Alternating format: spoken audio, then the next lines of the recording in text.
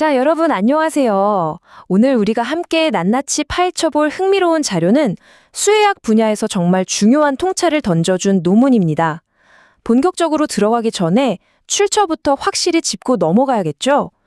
오늘 다룰 내용은 수의학 연구 저널 배틀러너리 리서치에 2016년 게재된 코토보 연구팀의 어류 복합 감염에 대한 리뷰 논문입니다.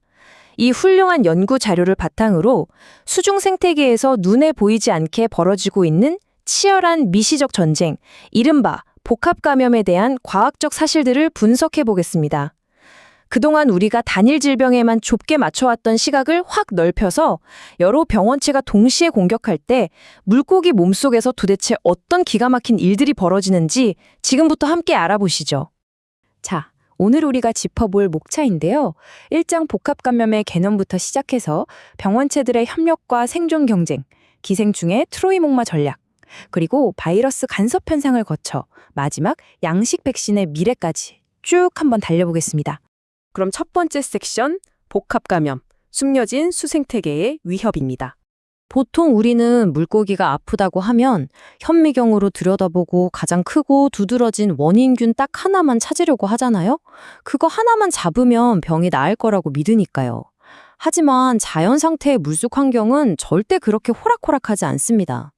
코토브 연구팀이 명확히 정의한 이 복합감염, 그러니까 다원성 미생물 질환이라는 건요, 2개 이상의 완전히 다른 병원체가 숙주에 한꺼번에 혹은 연달아 들이닥치는 현상에 말합니다. 이게 왜 무섭냐면 그냥 1 더하기 1이 2가 되는 게 아니라 물고기의 면역 방어선을 완전히 뒤죽박죽으로 만들고 치명률을 상상 이상으로 끌어올리기 때문입니다. 진짜 숨겨진 위협인 셈이죠. 이어서 두 번째 섹션, 시너지, 치명적인 병원체의 협력입니다. 그럼 이 병원체들이 숙주의 몸속이라는 한정된 전쟁터에서 만나면 무슨 일이 생길까요? 결과는 진짜 극단적으로 나뉩니다. 크게 두 방향인데요. 첫 번째는 시너지 효과입니다. 말 그대로 나쁜 놈들끼리 손을 잡는 거예요. 앞서 들어온 병원체가 물고기 면역체계를 무너뜨리거나 조직에 물리적으로 구멍을 내놓으면 두 번째 녀석이 아주 편안하게 무혈 입성해서 사망률을 폭발적으로 높여버리죠. 반대로 기랑 효과라는 것도 있습니다. 이건 병원체들끼리 좁은 공간과 한정된 영양분을 차지하려고 자기들끼리 치고받고 싸우느라 오히려 숙주인 물고기에게는 결과적으로 유리해지는 신기한 현상입니다. 이 두 가지 메커니즘이 감염병의 판도를 완전히 바꿉니다.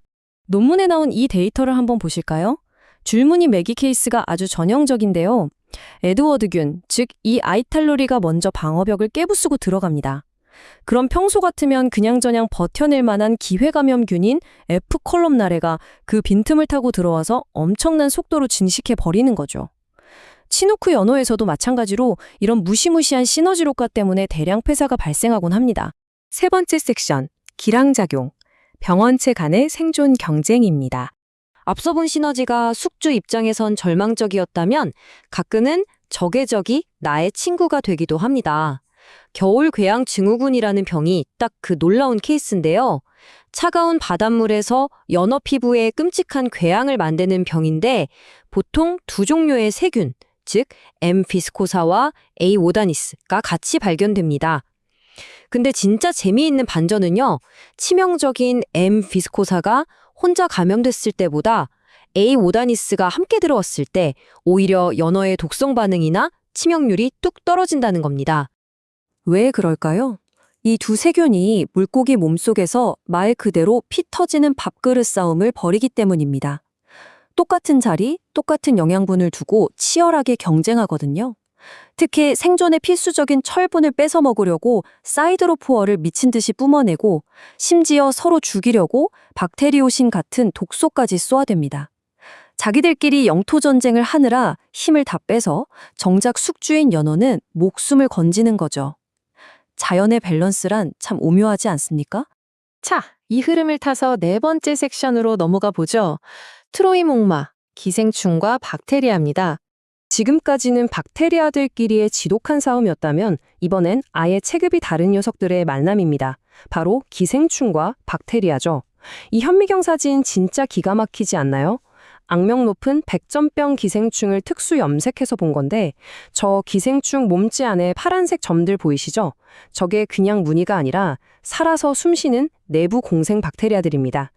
그러니까 이 기생충은 단순한 침입자가 아니라 뱃속에 세균 부대를 잔뜩 숨기고 물고기 몸속으로 들어가는 진짜 생체 트로이 목마인 겁니다.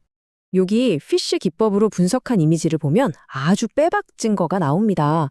붉게 빛나는 애들이 리케차목 세균들인데 기생충 세포 안에 아주 얌전하게 하지만 철저하게 보호받으며 숨어 있습니다. 기생충이 물고기 피부를 뚫고 들어갈 때 이 세균들은 기생충을 일종의 장갑차 삼아서 물고기 체내에 아주 깊숙한 곳까지 아무런 방해 없이 안전하게 뚫고 들어가는 거죠. 작동 원리를 요약하면 이렇습니다. 일단 기생충이 피부에 물리적인 구멍을 내서 세균들이 쏟아져 들어올 수 있는 하이패스를 뚫어줍니다. 심지어 기생충 겉면에 있는 탄수화물 분자에 특정 세균들이 벨크로 테이프처럼 찰싹 달라붙어서 무임승차까지 하죠.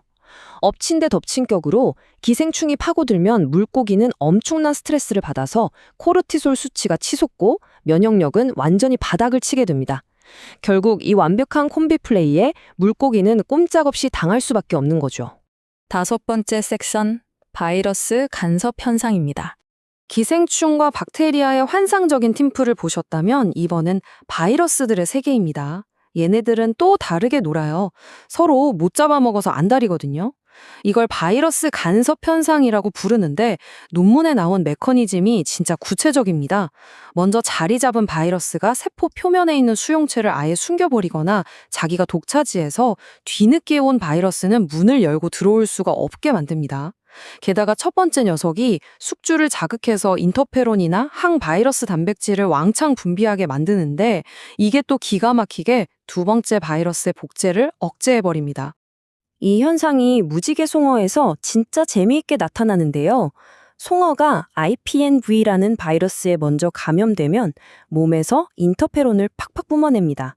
근데 웃긴 건 이 인터페론이 나중에 들어오려는 IHNV 바이러스는 거의 박살을 내놓으면서 정작 이 사태를 일으킨 장본인인 IPNV 사신한테는 털끝 하나 영향을 못 준다는 거예요.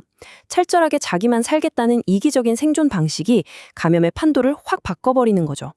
자, 마지막 6번째 섹션, 양식 백신의 미래입니다.